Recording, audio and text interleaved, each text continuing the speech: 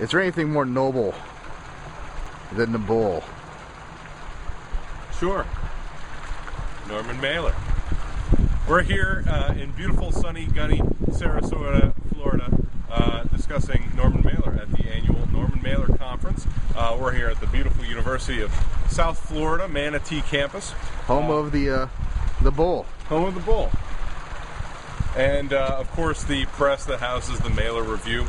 And we just got out of a wonderful discussion and a preview of Mike Lennon's forthcoming authorized biography of Norman Mailer, and discussing Norman Mailer's broad life with women, and his marriages, his family, and the wonderful tapestry that is Norman's life.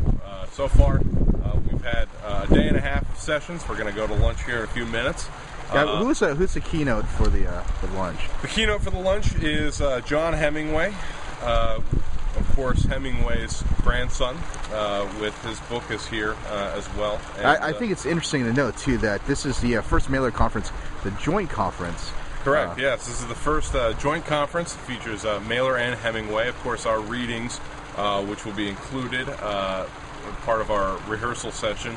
But our readings are both Mailer and Hemingway compatible. Thoughts on writing, on women, on bullfighting. Bullfighting. Bullfighting. Bull. And, of course, on boxing. So we're having this joint conference. Next year we have a joint conference with James Jones and Norman Mailer. So a lot of strong connections between all of these literary lions. Not bulls, but literary lions. Ching. Well, last night we saw Ken Vose's Papa.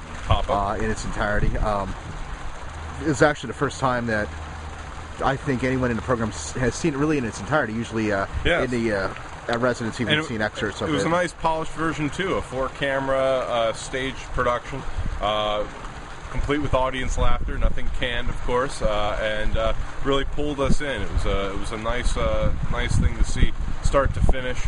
A great one-man, two-person show, but primarily it was Jordan playing Ernest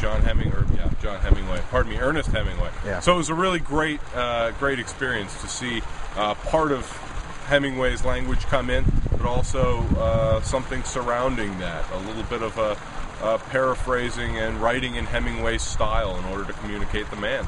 I think it's interesting too that again, it's the first time that I'd seen it in its entirety.